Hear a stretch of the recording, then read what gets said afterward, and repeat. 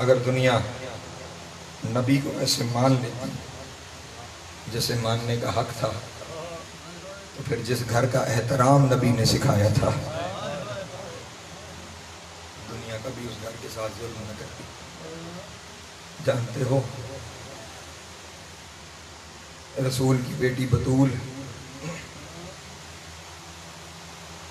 کا گھر وہ عزت والا گھر تھا۔ شیعہ سنی کتابوں کی ضمانت لے کے آپ کے سامنے کہہ رہا ہوں، رسول ہر روز نماز صبح کے بعد اس گھر کے دروازے پر آتے تھے، اور جو کم سے کم روایت ہے 40 دن کی روایت تو کم سے کم روایت ہے، رسول فجر کی نماز کے بعد اس دروازے پہ کھڑے ہو کے پڑھتے تھے انما یرید اللہ لیذھب عنکم الرجس اہل البیت ویطہرکم تطہیرا۔ اس دروازے پہ کھڑے ہو کے رسول آیت تطہیر کی تلاوت کرتے تھے، دنیا والوں کو بتاتے تھے یہ دروازہ عزت کے قابل ہے، یہ دروازہ احترام کے قابل ہے۔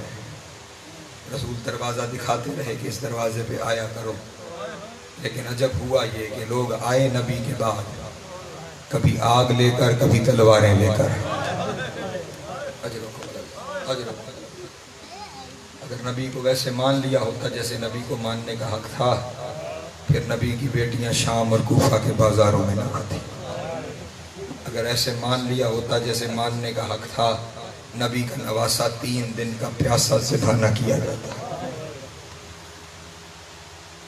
آج محرم کی 17 تاریخ ہو گئی، دنیا یہ کہتی ہے اگر رونا ہی ہے تو 10ویں تک رو لیا کرو، 10ویں گزر گئی اور تمہارا رونا ختم نہیں ہو رہا۔ میں اپنے ان دوستوں کو بتانا چاہتا ہوں محرم 10ویں کو ختم نہیں ہوا، 10ویں سے محرم شروع ہوا۔ ہاں، اور یہ بھی پوری ضمانت سے ممبر پہ کھڑا ہو کر سید ہو کے جملہ کہہ رہا ہوں، 10ویں محرم کے بعد آنے والا ہر دن پچھلے دن سے سخت تھا۔ 10ویں کو تو مصائب شروع ہوئے، ہر آنے والا دن پچھلے دن سے سخت دن تھا۔ 11 محرم کا دن 10ویں سے کم نہیں تھا۔ ہاں، سن سکو تو بیان کروں، 11ویں کا دن 10ویں سے کم کیوں کہا میں نے؟ 72 شہید ہیں کربلا کے، ان 72 میں سے صرف 2 ایسے ہیں جن کے سر 10ویں محرم کو کاٹے گئے۔ شہید 72 ہو گئے لیکن سر 10ویں کو صرف 2 کٹے۔ ایک میرے مولا حسین کا سر، ایک میرے مولا کا صحابی تھا جس کا نام تھا وہب قلبی، اس کا سر کاٹ کے نا یزیدی فوج نے اس کی ماں کی طرف پھینکا، ماں نے وہی سر واپس پھینک کے کہا جو حسین کا صدقہ کر دیا واپس نہیں لوں گی۔ اللہ، حسین کا صدقہ ہو گیا وہ واپس نہیں۔ یہ 2 سر تھے جو 10ویں محرم کو کٹے، ایک آقا حسین کا، ایک وہب قلبی کا۔ باقی 70 سر 11ویں محرم کو کاٹے گئے۔ میں نے جملہ کہا ہے لیکن ویسے ہائے نہیں آئے جیسے آنی چاہیے تھی، میرا قصور ہے، شاید میں جملہ سمجھا کے نہیں کہہ سکا۔ میں نے کہا 70 سر 11ویں محرم کو کاٹے گئے، یوں سمجھا دوں تو شاید ہائے نکل جائے۔ علی اکبر کا سر ان کی ماں ام لیلہ کے سامنے کاٹا گیا، قاسم کا سر ان کی ماں ام فروا کے سامنے کاٹا گیا، اون و محمد کے سر جناب زینب کے سامنے کاٹے گئے، عباس کا سر سکینہ کے سامنے۔ اجرکم اللہ، اجرکم اللہ، مولا آپ کی ہائے قبول کریں۔ مجھ سے کبھی کسی نے سوال کیا تھا کہ سیدزادہ یہ بتا جب وہ سر کاٹ رہے تھے بیویوں نے بچانے کی کوشش نہیں کی؟ میں نے کہا کوشش بڑی کی تھی، بس ایک منظر بتا دوں سمجھ تم خود جانا۔ جب حضرت عباس کی جانب آگے بڑھے نا جناب سکینہ نے اپنے آپ کو حضرت عباس پہ گرایا، لیکن جب گرا کے اٹھایا گیا بیوی کے رخساروں کا رنگ بدل گیا تھا۔ اللہ اکبر، اجرکم اللہ، اجرکم اللہ، مولا آپ کی ہائے قبول کرے۔ یہ سارے سر 11ویں محرم کو کاٹے گئے، اور جب سر گنے گئے نا تو 72 نہیں 71 تھے۔ 72 نہیں 71 سر تھے، 72 نہیں 71 سر تھے۔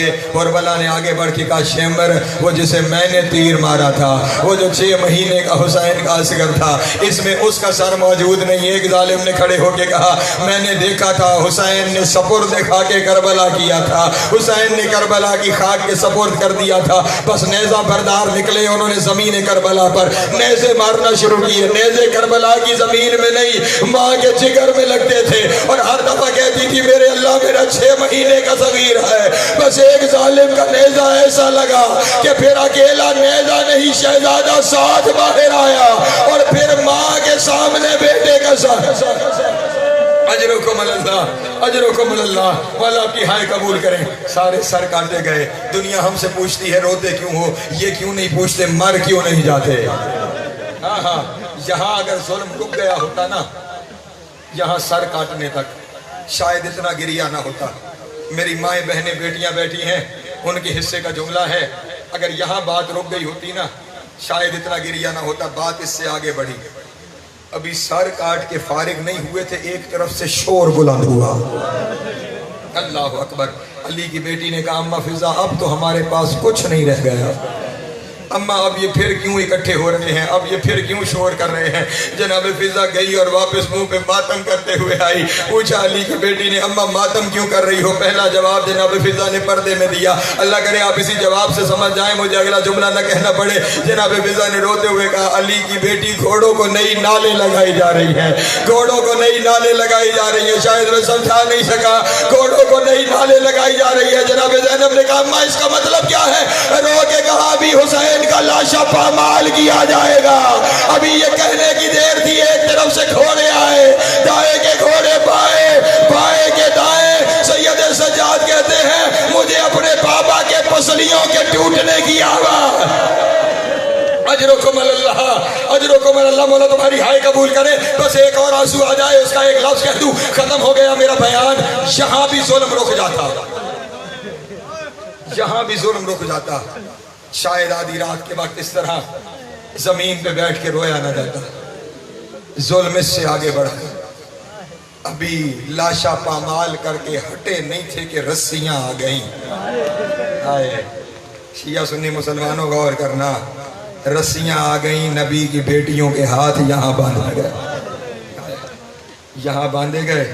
اگلا جملہ سنو گے, صرف ہاتھ نہیں باندھے, بے پلان اونٹ آ گئے.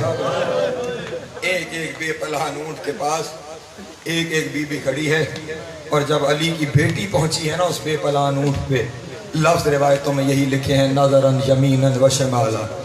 دائیں دیکھا پھر بائیں دیکھا اور پھر رو کے کہا اینا اینا ابو الفضل العباس, اینا اینا علی الاکبر, اینا اینا قاسم, اینا اینا محمد.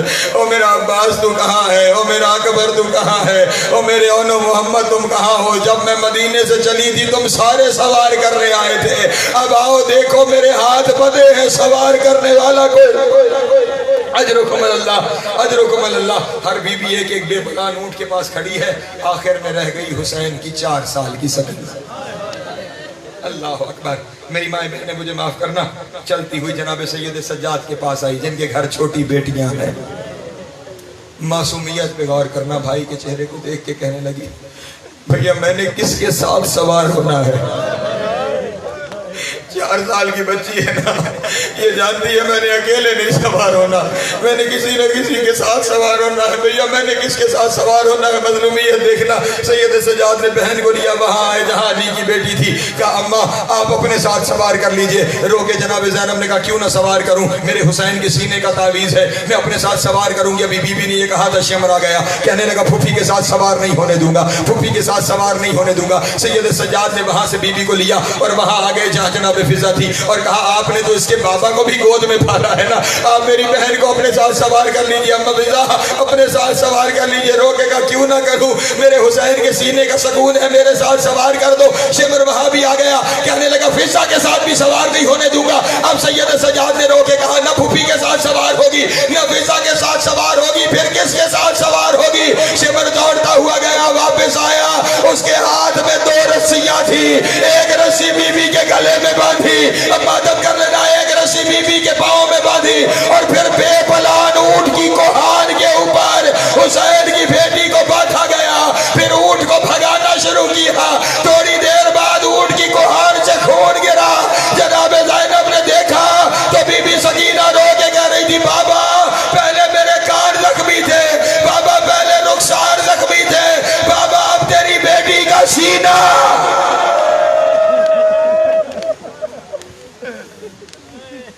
وَسَيَعْلَمُ الَّذِينَ